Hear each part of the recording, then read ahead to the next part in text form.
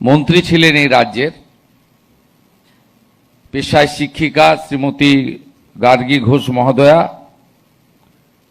তাকে আমি যথাযথ সম্মান জানাই এবং প্রিন্সিপাল সেক্রেটারি আধিকারিকদেরকেও আমি বলি, কারণ উনি বেশি সময় দেবেন। Monitoring, review meeting, project visit করা, এগুলো উনি অনেকটাই আমার পক্ষ থেকে করবেন এবং নিজের দায়িত্ব অনুযায়ী করবেন। ওনাকে সকলে সহযোগিতা করবেন, সম্মান দেবেন। যে বিষয়গুলো আমার গোচরে আনা দরকার সেগুলো উনিও আনবেন, প্রধান সচিবও আনবেন। ওনাকে আমি বিশেষভাবে ধন্যবাদ এবং অভিনন্দন জানাই। আমাদের প্রিন্সিপাল সেক্রেটারি রয়েছেন, তিনি দীর্ঘদিন এই বিদ্যুৎ দপ্তরে কাজ করছেন নানা আপনার পোস্টে। ওনাকেও আমি অনেক দিন ধরে চিনি, তরুণ অবস্থা থেকে চিনি। খুব কাজের মানুষ, গতিশীল আধিকারিক শান্তনু বসু মহোদয়। আমাদের একাধিক দায়িত্বে আছেন সরকারের, পিডিসিএল এর, WBPDCL এর এমডি এবং আইএস পিবি সেলিম মহোদয়। আমাদের আইপিএস অফিসার জি শ্রীনিবাস আছেন।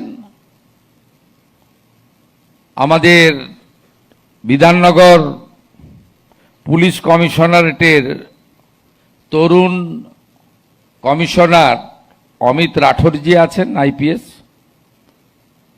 এবং অন্যান্য যারা আছেন, যারা আমাদের এই বসার ব্যবস্থা করে দিয়েছেন, তাদেরকে ধন্যবাদ জানাই। আমি কিছুদিন আগে দপ্তরে রিভিউ করেছি। মাননীয়া গার্গী বোন মহোদয়া তিনি একটু ট্যুরে ছিলেন বাইরে, কিছু তার আস্থার জায়গায় মন্দির ভিজিট ছিল বাইরের রাজ্যে। বাকি আধিকারিকদের নিয়ে চিফ সেক্রেটারি, ফিনান্স সেক্রেটারি আমরা বসে অনেকগুলো চালু কাজ এবং আগামী দিনে কি করতে চাই অনেক ডিসকাশন, শুধু নয় ডিসিশনও আমরা নিয়েছি। আস্তে আস্তে আরো রিভিউ হবে। আমি প্রথমত আপনাদের বলে নিই যে বিদ্যুৎ দপ্তর জরুরি পরিষেবা যে সমস্ত দপ্তর দেয় সেই দপ্তরগুলির মধ্যে অন্যতম। অর্থাৎ বিদ্যুৎ দপ্তরের কোনো ছুটির দিন থাকে না, শনি রবিবার থাকে না, পুজো পার্বণ থাকে না, মধ্যরাত্রি বা একেবারে প্রত্যুষে এগুলো কিছুই থাকে না, 24x7। এই দপ্তরের সিরিয়াসনেস এবং সিনসিয়ারিটি, এই দুটো ওয়ার্ড এই দপ্তরের ক্ষেত্রে ভীষণ অ্যাপ্রোপ্রিয়েট। শুধু তাই নয়, একটু আধটু স্লিপ হলে অনেক ধরনের বড় দুর্ঘটনাও ঘটতে পারে, যে ক্ষেত্রে আধিকারিক, ইঞ্জিনিয়ার থেকে শুরু করে সমগ্র সরকার তার ব্যবস্থা, তার ছবি, তার ইমেজ, তার কর্মকুশলতা, তার কর্মদক্ষতার ক্ষেত্রেও প্রশ্নচিহ্ন দেখা দিতে পারে। এই রকম একটি দপ্তর, সেই দপ্তর চালানোর ক্ষেত্রে আপনাদের অগ্রণী ভূমিকাকে আমি প্রথমেই ধন্যবাদ এবং কৃতজ্ঞতা জানাই। আমাদের এই দপ্তর চালানোর ক্ষেত্রে আমার দীর্ঘদিনের জনপ্রতিনিধির অভিজ্ঞতার ভিত্তিতে আমি বলতে পারি, প্রথম যেটা দরকার সেটা হচ্ছে পরিকাঠামো। দ্বিতীয় যেটা দরকার হচ্ছে দক্ষ কর্মী বাহিনী। তৃতীয় যেটা দরকার হচ্ছে আপনার সাপ্লাই চেন, প্রোডাকশন এবং ডিস্ট্রিবিউশন। চতুর্থ যেটা দরকার হচ্ছে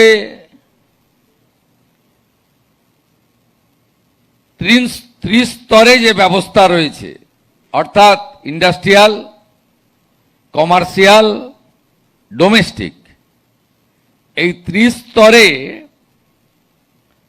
আমাদের ভিন্ন ভিন্ন অর্থনৈতিক রূপরেখা।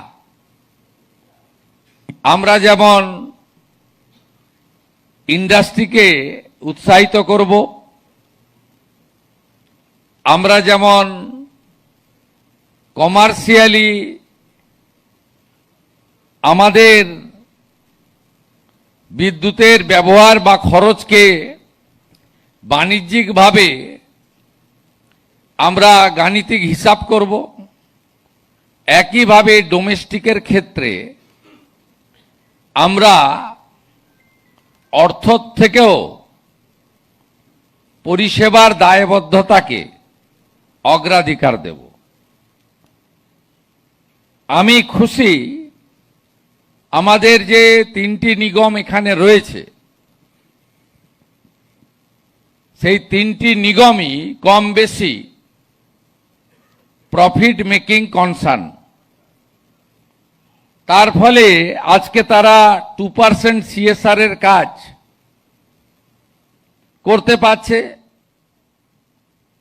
আজকে বিশ্ববন্দিত যুব সন্ন্যাসী স্বামী বিবেকানন্দের জন্মস্থান, জন্মভিটা সিমলা, সেখানে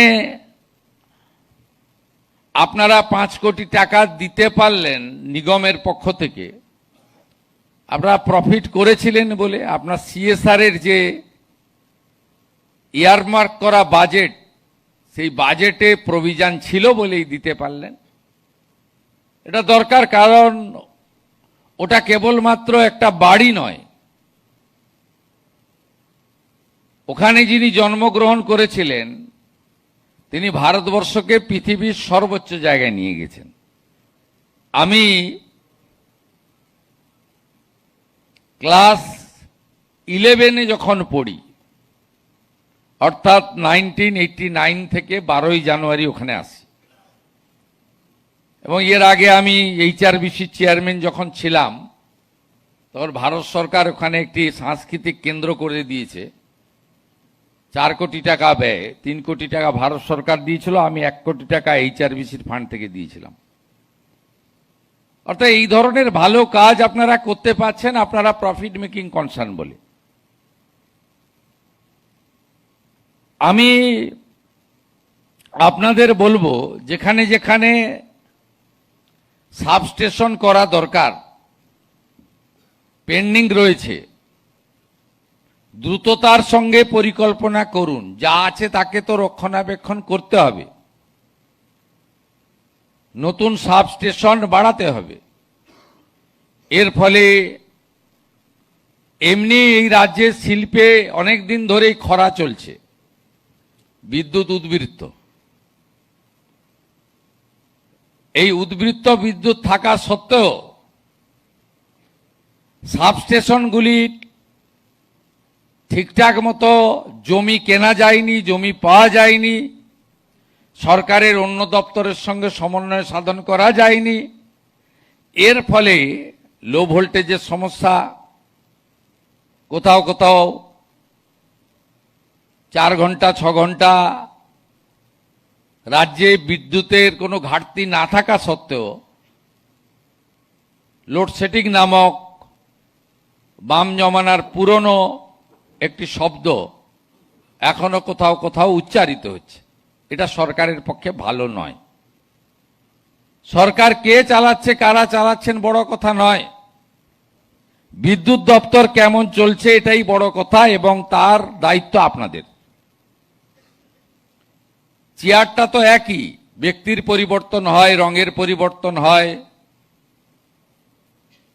বিচারধারার পরিবর্তন হয়, ভারতবর্ষের সুমহান গণতান্ত্রিক ব্যবস্থা এটা আছে, কিন্তু এই দপ্তরকে নিজের পরিবারের মতো আপনারা ভালোবাসেন, তাই সাবস্টেশনগুলো তৈরি করা দরকার এবং নিচের তলায় যেখানে যেখানে আমাদের সেই পিডিসিএল এর হোক বা ডিস্ট্রিবিউশন সেন্টার হোক, অনেক রিমোট জায়গায় আছে, সেখানে যে কর্মচারীরা, ইঞ্জিনিয়াররা তারা থাকেন, তাদের আবাসের প্রতিও যত্ন দপ্তরকে নেওয়া উচিত।